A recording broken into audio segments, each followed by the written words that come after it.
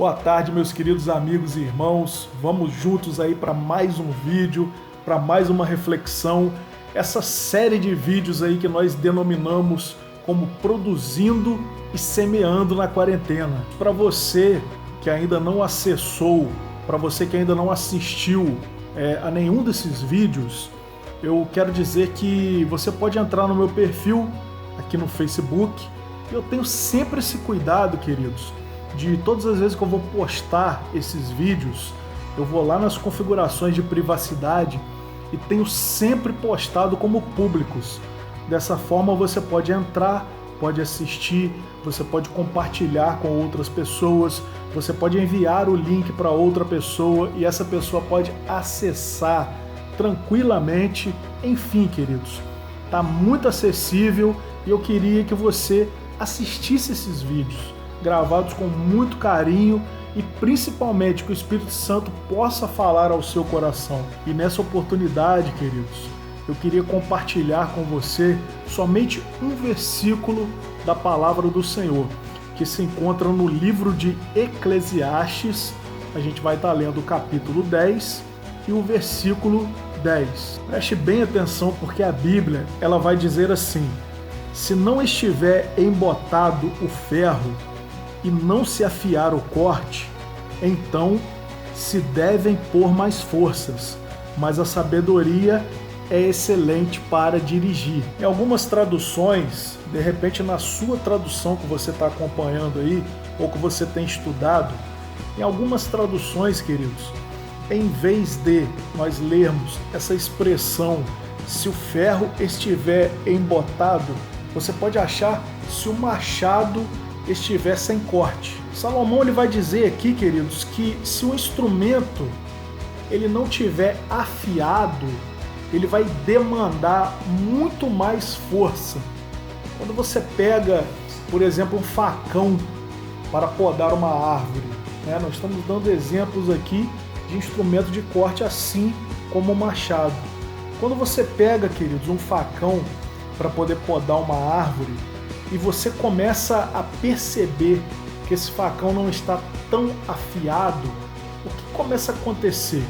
Quando você vai ali desferindo golpes no caule, nos galhos ou qualquer outra parte da árvore a qual você deseja fazer a poda, você vai perceber que se ele estiver cego, você vai ter que começar a bater com mais força.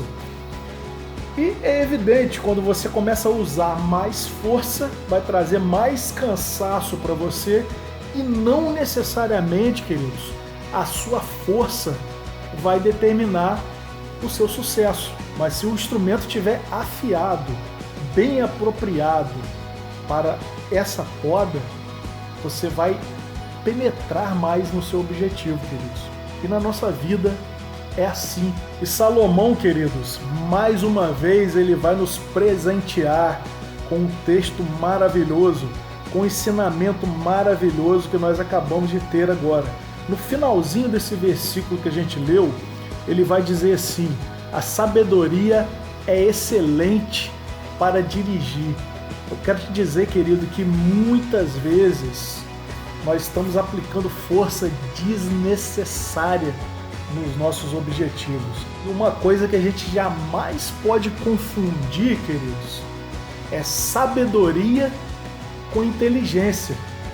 A inteligência, você tem um intelecto grande, você tem um raciocínio lógico, você tem um QI que pode te ajudar em algumas situações a agir rapidamente, tomar decisões rápidas. Mas em muitas vezes, queridos, a sabedoria ela se diferencia da inteligência, porque a sabedoria ela está muito associada à experiência de vida, a experiências espirituais que nós temos, a experiência na área familiar, a experiência em grandes áreas da vida.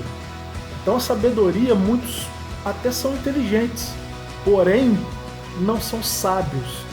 E o que nós devemos pedir ao Senhor é sabedoria, queridos.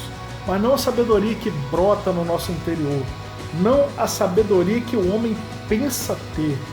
mas como a própria Bíblia diz, nós devemos buscar a sabedoria do alto. O reino de Deus, ele anda sempre na contramão de tudo aquilo que é físico, na contramão do homem, na contramão do mundo, na contramão dos sistemas governamentais, na contramão de alguns conceitos, na contramão de algumas regras, na contramão de moda, de tendência e por aí vai, queridos. O reino de Deus anda sempre na contramão de tudo aquilo que é físico. E para se projetar, para vencer, para se adaptar ao reino de Deus, você precisa de sabedoria, queridos. Você não precisa de inteligência. A sabedoria no reino de Deus faz você compreender que você precisa morrer para viver. A sabedoria no reino de Deus vai fazer você entender também que é necessário perder para ganhar. A sabedoria no reino de Deus vai fazer você entender que nem tudo aquilo que reluz, nem tudo aquilo que tem brilho, nem tudo aquilo que atrai pela beleza é de fato valioso. Você vai, pela sabedoria, você vai entender que vale muito mais a essência do que a aparência. Então, queridos, quando nós falamos de inteligência, a inteligência é bem-vinda, logicamente. Você precisa da inteligência, você precisa de desenvoltura para poder exercer certas funções e ser bem-sucedido. Mas a sabedoria, queridos, ela vai te instruir em situações onde você vai ter que tomar a sua decisão já pensando na consequência. Ou seja, antes de haver uma consequência, você vai ter que analisar e vai ter que, de certa forma, prever o resultado. O conselho que eu deixo a você nesse momento, querido, isso aí serve para mim, obviamente. Eu tenho pensado nisso na minha vida, buscar sempre a sabedoria do alto. Porque a sabedoria que vem de Deus, ela excede, assim como a paz, a sabedoria que vem de Deus também excede todo o conhecimento humano. Sempre a nossa vontade é ter êxito. É, ao final da situação, sempre ter algum progresso, sempre obter resultado positivo. Mas para você ter um bom resultado, um resultado positivo, o êxito, você tem que se dedicar, você tem que se preparar para realizar uma determinada função. Esse é o X da questão, queridos. A preparação para realizar uma atividade e ao final ter um bom resultado, isso é afiar o machado. Se você quer ser um bom aluno, se você quer concluir o seu grau e ir para uma série futura, uma série mais avançada, você precisa estudar bem, ter ótimas notas, ter bons resultados em suas provas. Então, quando você estuda, querido, você afia o seu machado. Você foi escolhido para dar uma aula numa escola bíblica dominical, por exemplo, em ambiente eclesiástico. Você vai ter que estudar a palavra de Deus, você vai ter que pegar a revista referente a essa igreja, referente às aulas que têm sido ministradas, e através desse estudo você vai ter uma boa desenvoltura, você vai transmitir o conhecimento. O fato de você se preparar, o fato de você estudar, querido, é afiar o seu machado. Você vai realizar uma visita a um parente que se encontra internado em ambiente hospitalar. Então você vai querer chegar lá e vai querer que Deus te dê uma mensagem que toque no coração daquela pessoa. Você vai querer orar e através da sua oração Você vai querer que o Espírito Santo traga paz ao coração daquela pessoa, traga fé ao coração daquela pessoa, a ponto dela colocar dentro de si mesma a certeza de que a alta está chegando e até mesmo de que a cura está chegando. Para você realizar essa visita, queridos, para você ser usado por Deus, ser bem sucedido, para que a palavra seja aquela palavra que se encaixe, que vá de encontro à necessidade desse parente hospitalizado, você precisa orar antes, você precisa se preparar antes. Isso também é afiar o seu machado, querido. Se você é um atleta e deseja competir, e deseja ser bem sucedido, chegar ao topo, chegar ao pódio, ao fim dessa competição, você também vai ter que se preparar, querido. Você vai ter que ter uma rotina de treinos, você vai ter que ter uma alimentação adequada, você vai ter que fazer exames médicos para que você constate que o seu físico, que o seu interior, ele tem uma certa estrutura, ele não vai ser sobrecarregado por causa dessa competição a qual você deseja participar. Então, toda dedicação, todo treino, isso é afiar o seu machado, querido. Esses exemplos que eu mencionei, que eu procurei descrever aqui para você, nesse momento você já entendeu que afiar o machado é preparar-se para uma determinada situação. É isso que Salomão diz aqui, queridos, nesse texto que nós acabamos de tomar como base para a nossa reflexão. Salomão ele vai dizer que se o machado estiver cego, se o ferro estiver embotado, você vai ter que gerar muito mais força. E a sua força, por conseguinte, vai gerar cansaço. Mas quando você, antes de realizar uma atividade, se prepara para aquela atividade, a preparação é um ato de sabedoria. E preparar-se para determinada atividade é sinônimo de que essa atividade vai ter uma boa fluência e vai ter um bom resultado. Guarde essa chave preciosa no seu coração, querido. Afiar o machado é preparar-se para uma determinada atividade. E quando nós nos preparamos, na preparação é manifestada a sabedoria. E a sabedoria, ela é muito superior à força. Para a gente caminhar, queridos, para o término aqui da nossa reflexão, eu gostaria de deixar alguns princípios para o seu coração nessa oportunidade. Eu queria que você analisasse todos e guardasse no seu coração e tentasse colocá-los em prática na sua vida.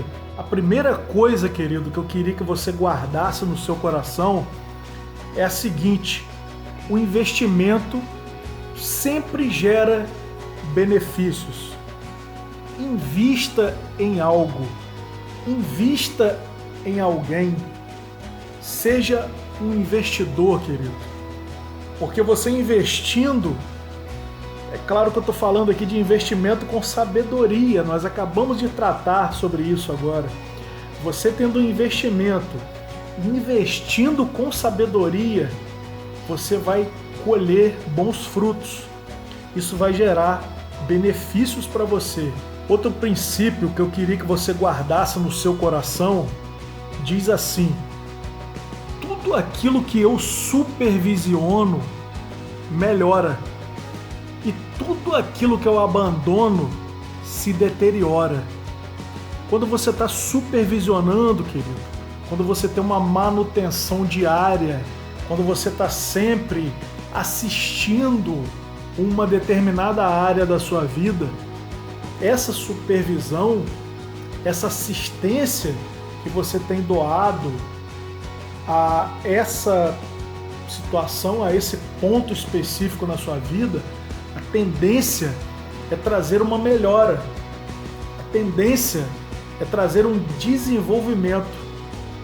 Mas se em contrapartida a isso você simplesmente deixar de lado, você abandonar, vai se deteriorar, queridos, vai se estragar e quem sabe com o passar do tempo vai se extinguir.